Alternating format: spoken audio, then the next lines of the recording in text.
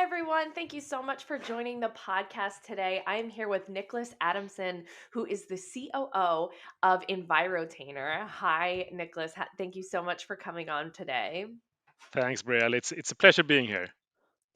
Yeah, so I'm excited to talk about the cold chain today, specifically the pharma cold chain. It's obviously a huge deal right now. Well, for the last 2 years, we've been talking so much about pharma, but it's really been an important part of the supply chain for forever. So I want to hear your perspective. So first, let's start with can you tell me some of the current trends in the pharma cold chain today? Sure, and I think to your point here, Brielle, is that I think the general public really started to understand the pharma cold chain last year due to the pandemic, Mhm. and many people think, oh, this is something new, but actually it's what we've been doing for several years. It's our daily business.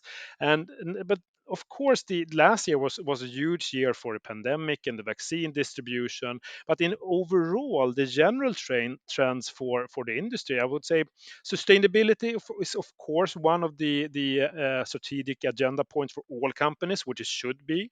I think that is something we see in the conversations in the industry between the different parties, if it's a pharmaceutical company, the freight forwarder, the airlines, or the equipment providers, and also the selection of equipment for being used, if it active meaning battery powered or passive solutions.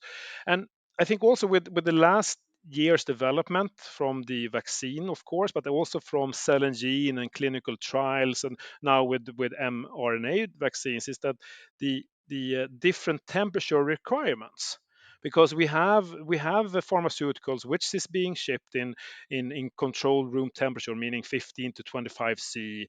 But the majority in the historically and currently is the 2 to 8 degrees Celsius. And but now in last year we see a huge push for negative 80 for mRNA vaccines and cell and gene and clinical trials. So I think this is kind of a spread on the different temperature the requirements we see in the industry. And we also, if you take a step back and if you see if the new developments, the new products being launched to the market from pharma, is that it's all biologics, which as of today requires a controlled temperature setting while being distributed, even though if it's 15 to 20, 25 degrees Celsius, or it's 2 to 8, or it's negative 20, negative 80, all biologics requires that.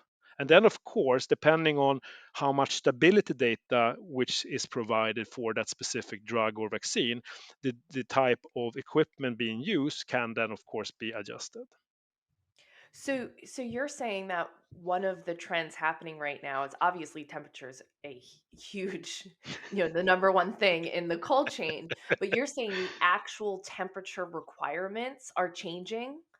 Well, it's not the actual. I think it's you see an expansion of Mhm. different sets of temperature requirements. So it's not that it's being changed from 2 to 8 to negative 80.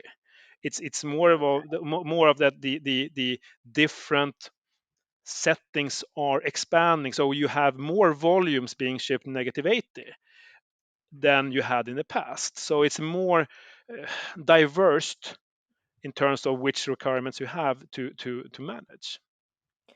Do you feel that the COVID-19 vaccines changed the pharma cold chain in the back end as well as just making it more, obvious to consumers?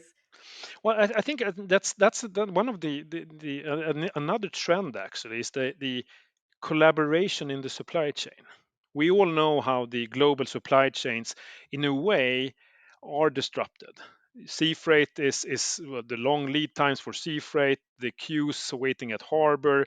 We all know that, and the same thing with air freight. With when the pandemic hit the industry, is that most passenger flights were grounded. So a lot of capacity just disappeared overnight. And in order to be successful, this has really pushed the industry to be more collaborative, of course, mainly driven by the COVID-19 vaccine campaigns, but as well as the as a result of the pandemic. So I would say that one of the key aspects of COVID-19 in a positive way is the more collaborative approach. But I think also we can see in terms of vaccine distribution is that in general, my experience from last year is the lead times of distributing vaccine was much shorter than regular pharma, and that's mainly due to the complexity of the network, who's involved. Well, you don't only have a pharma company and a freight forwarder and an airline and an equipment provider, then you add on potential government institutions or whoever who has a saying, if it's European Union who has a saying which vaccine to be used when, etc. So from the time from a decision to shipment was much shorter for COVID-19 vaccine than regular pharma.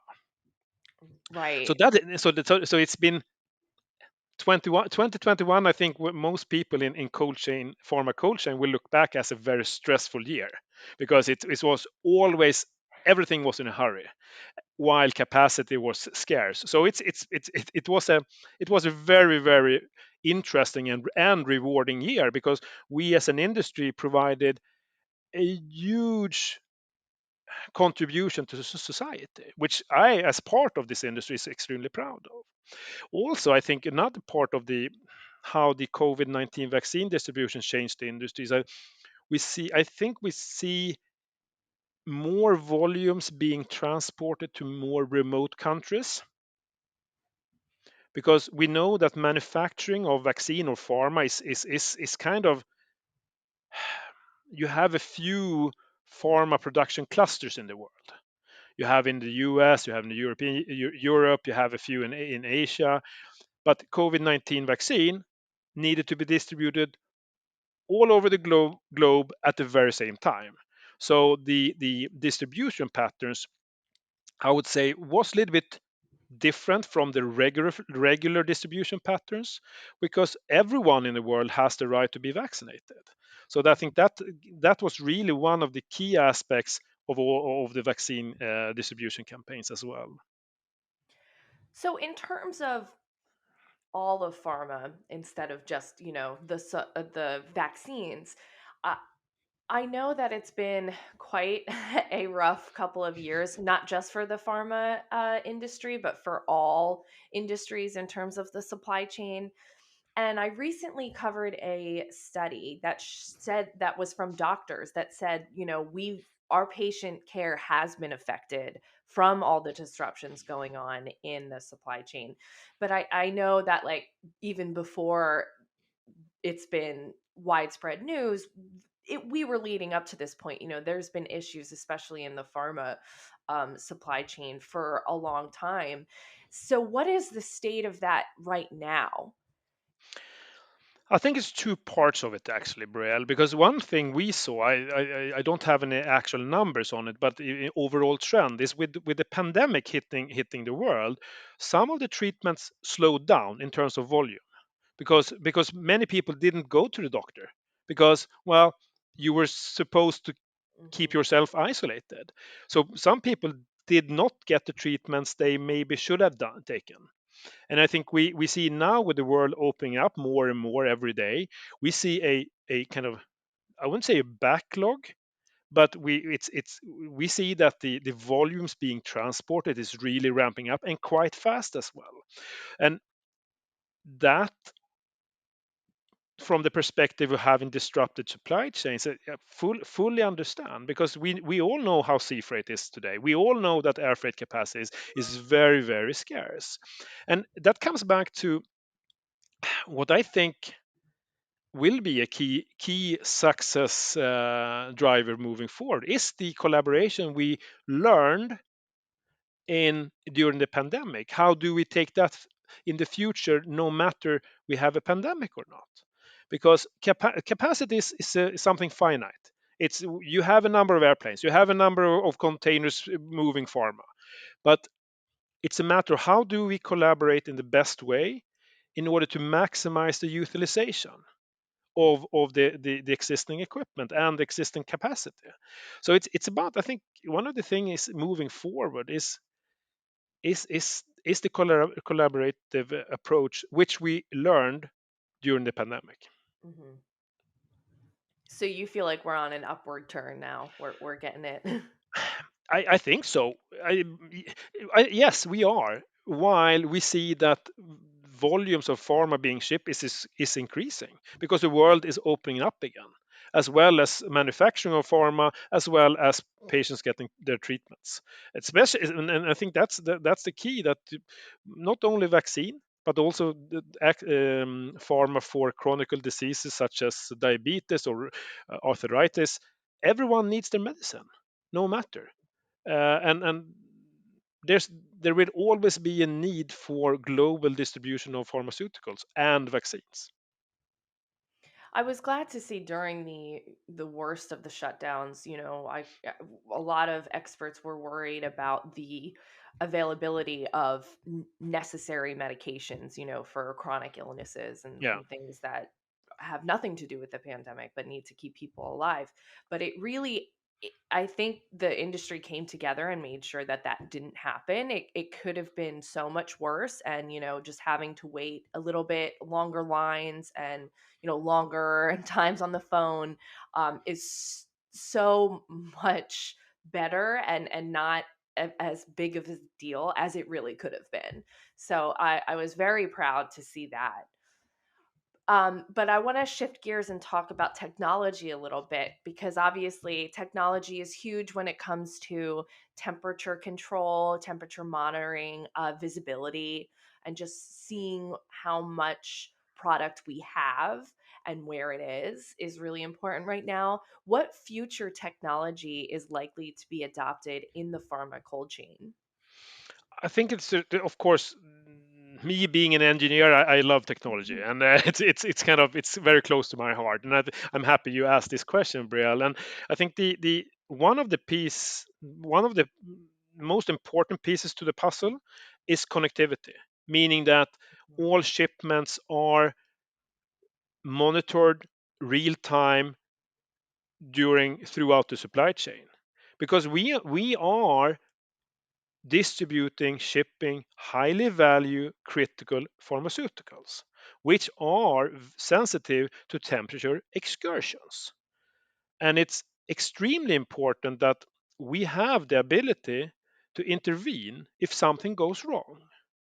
And the best way to do that is being able to be connected throughout the shipment.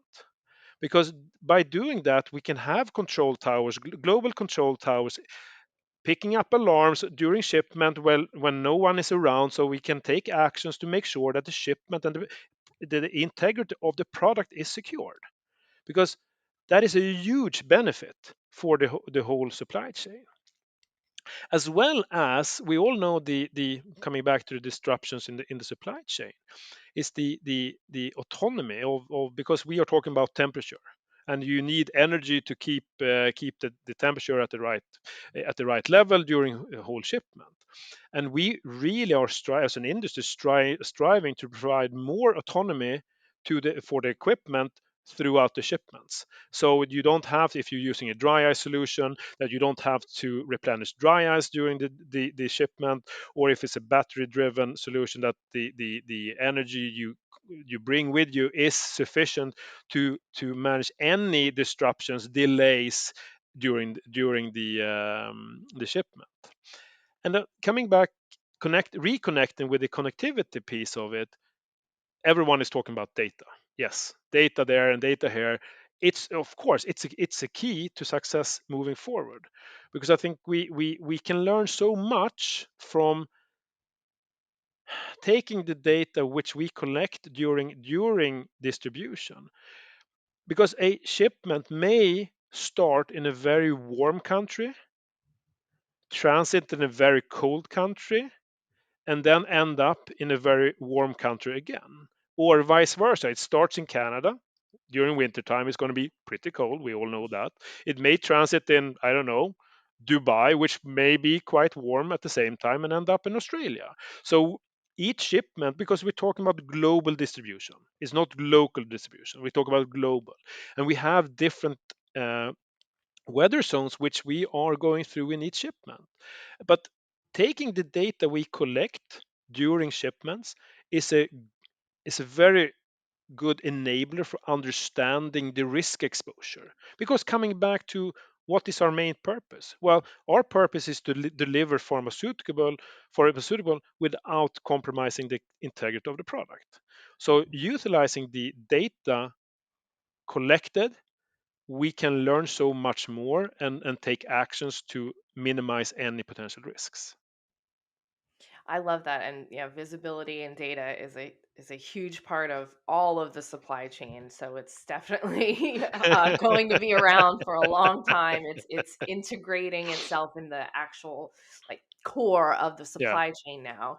So that was really great to hear, all of your insight on that. But that's all I have time for today, but thank you so much for coming on and discussing all this with me. I think it's a really important sector of the industry, and it's always going to be. Yeah, I think as I usually say to my kids, like, when I wake up every morning, I know what I need to do, and I know what I do. I make sure that pharmaceuticals are delivered in a safe way globally to patients who urgently needs them. So it's we play an important, extremely important part of the overall global health society. Absolutely. And we commend you for everything you guys do for keeping our supply chains moving. It's really important. Thank you But very thank much, you Bill. so much. Thank you.